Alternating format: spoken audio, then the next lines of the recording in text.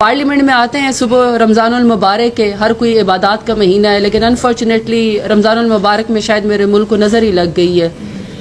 कभी बन्नों के अंदर, कभी बलूचिस्तान जाफर एक्सप्रेस के अंदर, कभी पंजाब के अंदर, कभी सिंध के अंदर, पूरे पाकिस्तान में इस कदर दहशतगर्दी की लहर है कि हम अपने प्यारों की, चाहे वो पुलिस में हों, चाहे वो आर्म्ड फोर्सेस के अंदर हों, चाहे वो हमारे सिविलियंस हो, और यहाँ तक कि उलमाए कराम 5 दिन के अंदर 5 उलमाए कराम को टारगेट करके शहीद कर दिया गया। हम अपने प्यारों की लाशें उठा रहे हैं। ऐसे में पार्लियामेंट एक ऐसा फोरम है जहाँ पे हम संजीदगी से बात भी कर सकते हैं, आपका आवाज़ भी पहुँचा सकते हैं, और पार्लियामेंट एक ऐसा फोरम है पाकिस्तान का जो कि डॉक्यूमेंटेड है। आपके हर बात एक हिस्ट्री का हिस्सा बन जाती है। आप भी आते हैं और हमारी बात आगे बढ़ाते हैं, लेकिन आपके सामने जब भी आते हैं 50-55 से ज़्यादा वज़ीर मुशीर जो कि झंडा लहराए फिरते हैं, पाकिस्तान का पर्क्स एंड प्रिविलेजेस लेते हैं, सेक्रेटरीज उनके मुकर्रर हैं, उनको हर फैसिलिटी हासिल है, लेकिन अगर उन्होंने नहीं मानना, नहीं आना, तो उन्होंने पाकिस्तान में जो क्वेश्चन आवर है या जो पाकिस्तान में पार्लियामेंट है जिसमें 1.5 लाख वोट लेकर हम लोग पब्लिक के नुमाइंदे आते हैं, अपने इलाकों के लिहाज से सवाल का जवाब मांगते हैं, वहाँ पे वज़रा आना ही नहीं पसंद करते हैं। चाहे पैनल ऑफ चेयर बैठे, चाहे स्पीकर साहब बैठे, चाहे डिप्टी स्पीकर साहब बैठे, आप जब भी देखें PMLN का रवैया ऐसा है कि वो पार्लियामेंट को ज़बरदस्ती एज ए रबर स्टम्प के तौर पर इस्तेमाल करना चाहते हैं, वो किसी चीज़ का जवाब ही नहीं देना चाहते हैं। लिहाजा आज भी ऐसी हुआ कि पार्लियामेंट में आम आए, हाज़री लगी और उसके बाद सब कुछ ख़त्म हो गया। अब ये PMLN को सोचना चाहिए कि जिस तरीके से उन्होंने हर चीज़ को ख़त्म कर दिया है ख़ानदान शरीफ को आगे लेके जाने के लिए, वैसे ही उन्होंने पार्लियामेंट का भी ये हाल कर दिया है। अब 3 साल से आप लोग देख रहे हैं कि जिस तरह पाकिस्तान तहरीक इंसान के साथ जुल्म हो रहा है, ज्यादती हो रही है, जबर हो रहा है, फस्तायत हमारे खिलाफ हो रही है।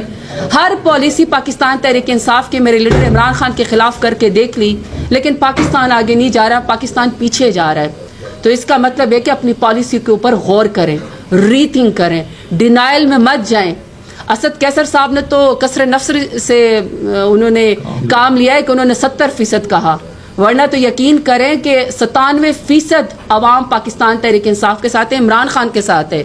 वोट 8 फरवरी को इमरान खान ने लिया, लेकिन जिस शख्स ने वोट लिया, जिसको हुकूमत के तौर पर यहाँ पे वज़ीर आज़म बन के बैठ जाना चाहिए था, उस शख्स को आपने जाके बेगुनाह जेल के अंदर बंद किया हुआ है।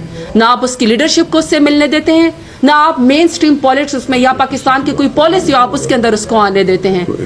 और सबसे बड़ी अफसोस की बात यह है कि जब जाफर एक्सप्रेस का वाक़या हुआ या कोई और दहशतगर्दी या बन्नू का वाक़या हुआ, बजाय इसके कि वज़ीर आए, मुशीर आए, वो आके सवालों के जवाब दें, वो फिर एक तरीका करते हैं कि किसी तरीके से पाकिस्तान तहरीक इंसाफ के ऊपर दोबारा अटैक किया जाए। वही हो रहा है।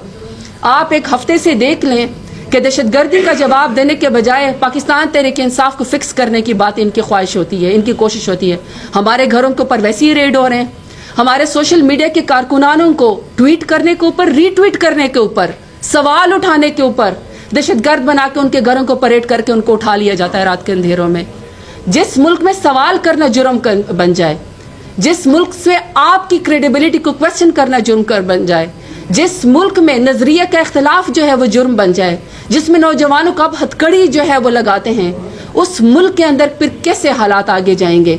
पीका एक्ट के जरिए आपकी जबान को बंद कर दिया गया, 26 आईनी तरमीम के जरिए जुडिशरी को खत्म कर दिया गया, 8 फरवरी के इलेक्शन को फॉर्म 47 के जरिए खत्म कर दिया गया, पाकिस्तान के सबसे बड़े पॉलिटिकल पार्टी के लीडर इमरान खान को जेल के अंदर बंद कर दिया गया। एक सोशल मीडिया रह गया था, सोशल मीडिया के एक्टिविस्ट को भी उठा लिया जाता है। आप सवाल का जवाब देना सीखें ना, आप उनके सवाल का जवाब दें, उनके साथ डायलॉग करें, डिनाइल में मत जाए। डिनाइल करने से क्या होगा? आज 10 को उठाएंगे 10,000 और सवाल करने आ जाएंगे, 10,000 को उठाएंगे 1 लाख और सवाल करने वाले आ जाएंगे, क्योंकि ये एक टूल है, हर कोई आपसे सवाल करेगा। तो ये हुकूमत न क्रेडिबल है, न इसके पास अवाम की ताकत है, न इसके पास कोई विजन है। इंतहाई नालायक, निकम्मी फॉर्म 47 की हुकूमत है जो मुल्क को पीछे लेकर जा रही है, आगे नहीं लेकर जा रही है। आखिरी बात, कल जो खान साहब की मोहतरम बहन है जो अपने भाई की जदोजहद में साथ खड़ी रहती हैं, कल उनको 6 घंटे के करीब जो इन्वेस्टिगेशन के जरिए बिठाया गया। इसी तरह खान साहब की जो बेगम साहिबा हैं उनको बेगुनाह जो है जेल के अंदर बिठाया हुआ है। और ये बड़े अफसोस की बात है कि ना खान साहब को उनके बेटों से बात करने दी जाती है, ना उनकी फैमिली से मिलने दिया जाता है, और ना उनकी बेगम साहिबा से उनकी कोई खास मुलाकात कराई जाती है। सो ये बहुत सारी ऐसी बातें हैं جس میں پاکستان تحریک انصاف ہمیشہ صبر کا مظاہرہ کرتی ہے. ہم مین سٹریم پالیٹکس کرنا چاہتے ہیں, ہم ویژن کا ساتھ دینا چاہتے ہیں, لیکن انفارچونیٹلی اس حکومت کے پاس ویژن ہے نہیں, یہ آگے لے کر جا ہی نہیں سکتے. جو اسد کیسر صاحب نے کہا ہے سب سے بہتر سولوشن یہ لوگ سٹیپ ڈاؤن کریں. یہ انتہائی نالائق ہے, یہ سٹیپ ڈاؤن کریں. جس طریقے سے انہوں نے ملک کا بیڑا غرق کر دیا, اس کا ایک ہی طریقہ ہے کہ دوبارہ سے الیکشن کرایا جائے. اور میں آپ کو یہ بھی بتا دوں, آپ جتنی دفعہ الیکشن کرائیں گے رزلٹ ایک ہی آئے گا کہ پاکستان تحریک انصاف جیتے گی, عمران خان ہی جیتے.